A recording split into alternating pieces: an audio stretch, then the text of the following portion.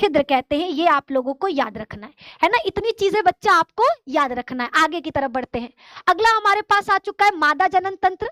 मादा जनन तंत्र में सबसे पहले आपको गर्भाशय बनाना है, गर्भाशय के ठीक नीचे ग्रीवा बनाना है और ग्रीवा के ठीक नीचे योनि बनाना है। ठीक है, गर्भाशय के दोनों तरफ आपका होता है फैलोपियन नलिका।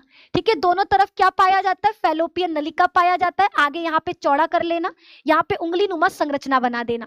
सेम वही यहाँ पर भी करना है, यहाँ पर ऐसे चौड़ा कर लेना और उंगली नुमा संरचना बना देना। ठीक है, इस उंगली नुमा संरचना से अंडाशय को जोड़ देना और ये अंडाशय बच्चा आपका किससे? गर्भाशय से भी जुड़ा रहता है। ठीक है, गर्भाशय से भी जुड़ा रहता है। अब नामकरण करते हैं। ठीक है, नामकरण करते हैं। सबसे पहले इसे कहेंगे अंडाशय। ये जो उंगली नुमा संरचना दिखाई जैसे झालर कहते हैं, ये कीप जैसी जो संरचना दिखाई दे रही है उसे कीपक कहते हैं। जहां पे शुक्राणु और अंडाणु मिलते हैं उस जगह को एम्पुला कहते हैं, एम्पुला कहते हैं। ठीक है, गर्भाशय और फैलोपियन नलिका जहां पे जुड़ते हैं उसे स्थमस कहते हैं। ये आपका क्या कहलाता है? गर्भाशय कहलाता है। ये गर्भाशय कहलाता है। गर्भाशय के ठीक नीचे वाले हिस्से को गर्भाशय ग्रीवा कहते हैं, गर्भाशय ग्रीवा कहते हैं। और गर्भाशय ग्रीवा के ठीक नीचे पाया जाता है योनि। योनि आपको घर पे बच्चा इसको 2 से 3 बार प्रैक्टिस करना होगा तो ही आप बना पाओगे। ठीक है, गर्भाशय में 3 परत पाया जाता है, तीनों को बना लेना। ठीक है, तीनों बना लोगे तो और बढ़िया नंबर मिलेगा। ठीक है, 3 परत नाम लिख दो। सबसे पहला बाहरी परत को कहते हैं बाहरी परत को कहा जाता है पेरीमेट्रियम या परिगर्भाशयी परत, परिगर्भाशयी परत।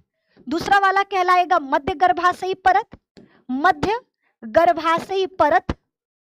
और तीसरा कहलाएगा सबसे अंदर जो खून का बना होता है उसे कहते हैं अंतः गर्भाशयी परत, अंतः गर्भाशयी परत। ठीक है, ये आपको बच्चा याद रखना है, अंतः गर्भाशयी परत, ये आपको याद रखना है। चलो आगे की तरफ बढ़ते हैं। अगला हमारा इंपॉर्टेंट डायग्राम है शुक्राणु की संरचना।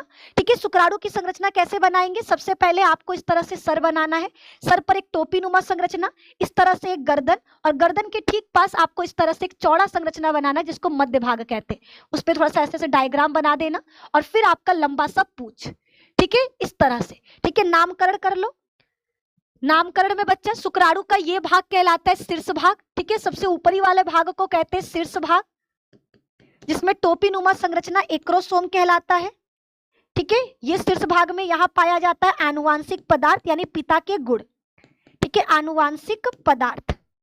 उसके बाद बच्चा शीर्ष और मध्य भाग को जोड़ने वाले को ग्रीवा कहते हैं। यहाँ पे सेंट्रियोल पाया जाता है, अग्र सेंट्रियोल और पश्च सेंट्रियोल। ठीक है, ये मध्य भाग है, इसको कहते हैं मध्य भाग। और यहाँ पाया जाता है माइटोकॉन्ड्रिया।